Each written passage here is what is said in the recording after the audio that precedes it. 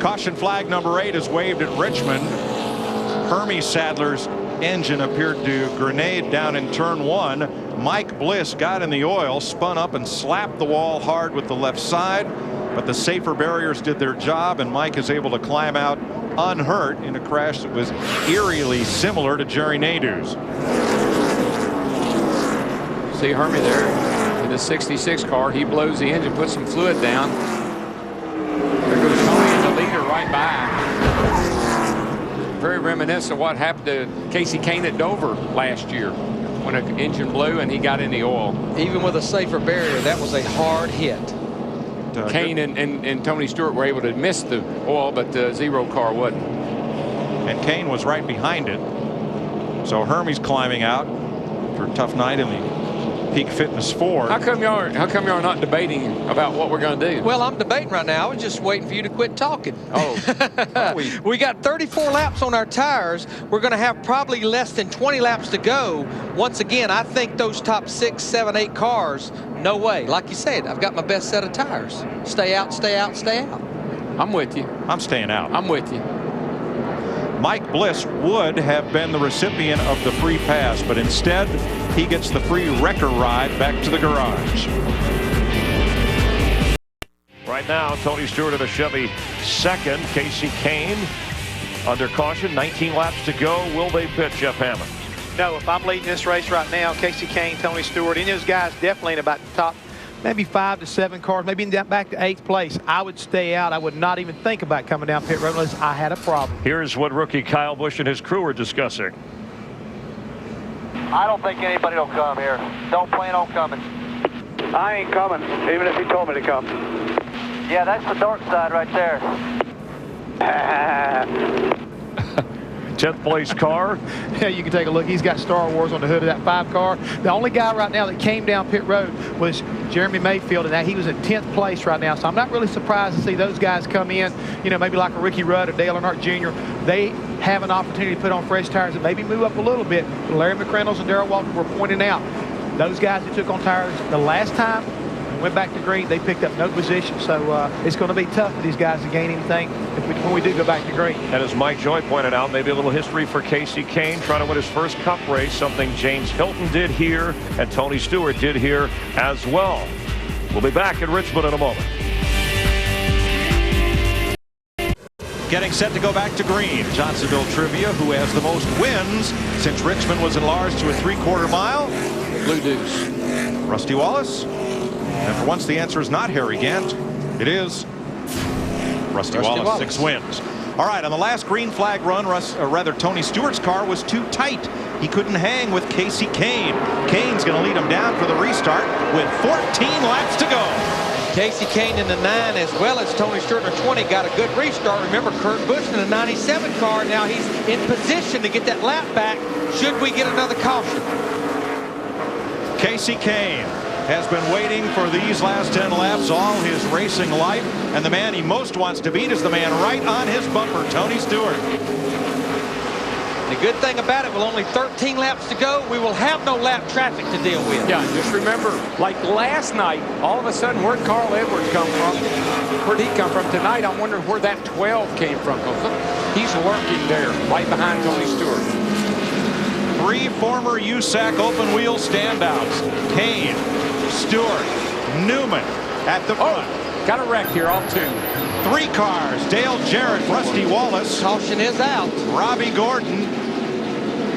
Yellow flag, number 9. And you know what? These leaders, they're going to have to be careful on this front stretch. There could be a lot of debris on this front stretch. You don't want to run over anything. Jarrett's car is junk. Everybody else drove away. We should mention on that last caution flag, 6 lead lap cars pitted. Bobby Labonte out of 10th place, Jeremy Mayfield, Ricky Rudd, Dale Earnhardt Jr., Mark Martin, and Jeff Burton. They all have fresh tires. And let's add to the lead lap, Kurt Busch. He gets the free pass. And I'm sure what Kurt Busch will do, he will come to pit road, he will get 4 fresh tires, because this next restart will be a single file restart with lead lap cars only to the front of the pack.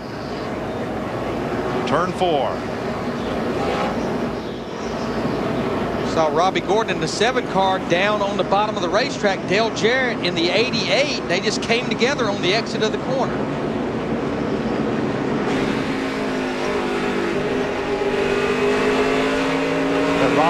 probably got his left wheels on the flat, on the apron, and shot him up into Dale Jarrett.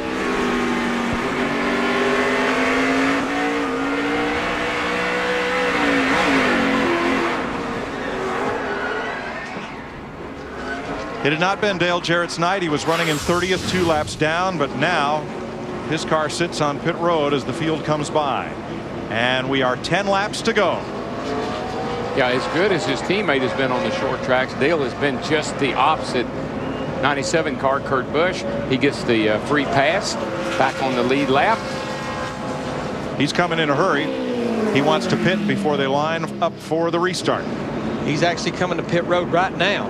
And this, because we're under 10 laps to go, will be a single file restart. Let me tell you something, he kind of had to hustle, buddy. If he gets 4 tires. They're going down into turn 3 now. He's to his pit box. I think he might just be able to get 2. Right sides only. Right sides only. Jimmy Finney made the call right there. Darrell, let's talk about the leaders. Kasey Kahne was really good on the last green flag run. Tony Stewart said he couldn't hang with Kahne because his car had a push. Now, neither pitted.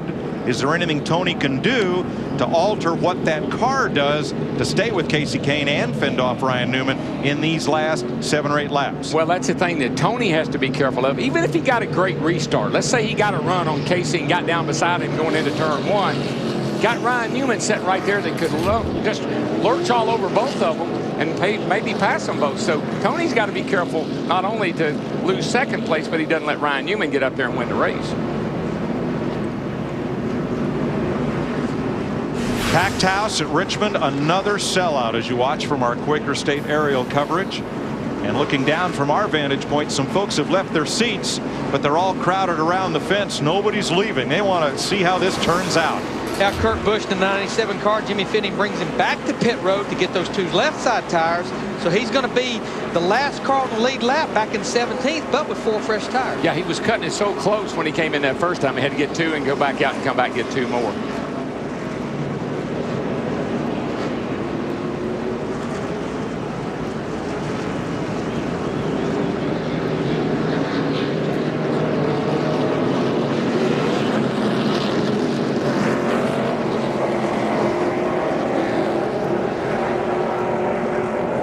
Well, this is agony.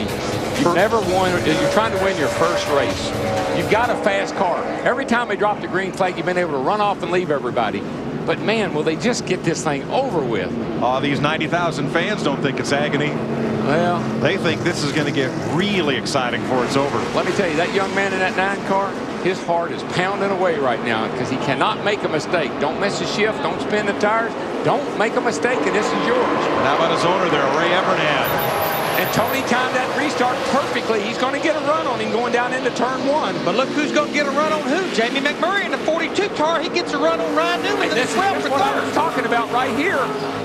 Stewart was there. Kahne had to give him enough room on the outside. And Tony will be better on the outside. I think he can pin him down. Maybe not. Kahne's got to clear him, and he does. Kasey Kahne cements the lead. He had to clear him, and he did at the start-finish line. 6 laps to go. And that was the only chance. Whoa. Look at McMurray got sideways. Kyle Busch, the 5, gets into the left rear quarter pack. Boy, McMurray loses 5, 6 spots in line off the bumper of Kyle Busch. And don't look now, Tony, but you got another buddy right behind you in another Dodge. And here he comes. Ryan Newman looking inside, going into turn 1. Stewart slams the door. And Kasey Kahne loved what he's seeing in that rearview mirror. Those 2 guys side by side. 4 to go next time. Kasey Kahne does not want to see another yellow flag. What he doesn't want to see. Oh, Newman had him off. I think he had him a little sideways. But Stewart's so good off the top in turn 4. He holds Newman off for now. 4 to go. And Kyle Busch in the 5 car back there in 4th. He says, you guys keep racing like that, I'll be up there and race with you. Yeah, I know Kevin Harvick slid back up there. He's in 5th place. Bobby Labonte battles Michael Waltrip side by side. That's for 8th place. 2nd place. This is still a battle with 3 to go. And Kevin Harvick is right there with these guys. What Kevin Harvick and Kyle Busch are hoping is that Ryan Newman would get into the back of Tony and break their momentum, and they'd be able to get by. Where did Harvick come from? I mean, those guys were battling, Mike, and he's been turning that car. He turns it right to the bottom. He just can't get off the corner right now. Harvick took advantage when Kyle Busch and Jamie McMurray got together. 2 laps to go.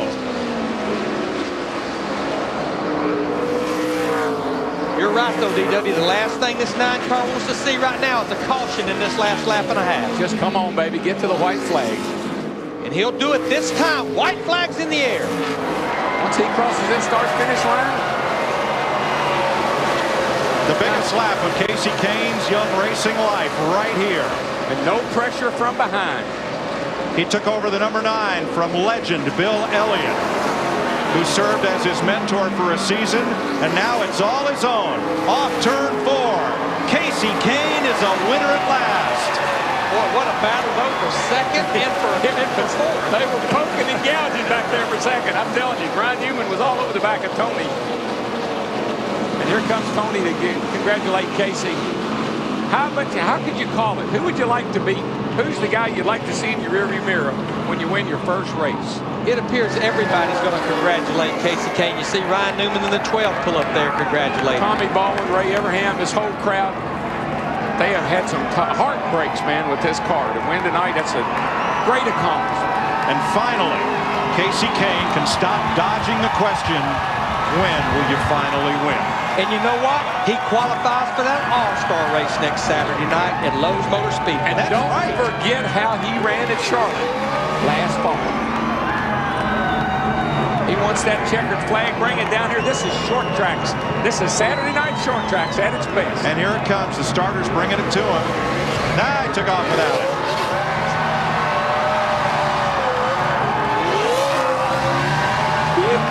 Do it, dude. Look out now. You're headed into the fence. He stopped again. And I don't think he could see the flag through the smoke. And look at this crew right here. Lost no positions on pit stops tonight. They gave everything they needed on pit road. Tommy Baldwin, his crew chief, whose dad was a great open-wheel modified driver. Casey Kane does an Alan Kulwicki-style Polish victory lap to salute the crowd as longtime friends and adversaries, Baldwin and Zipadelli, share a hug. And the crew's on the wall. Come on, folks. Give him a standing O.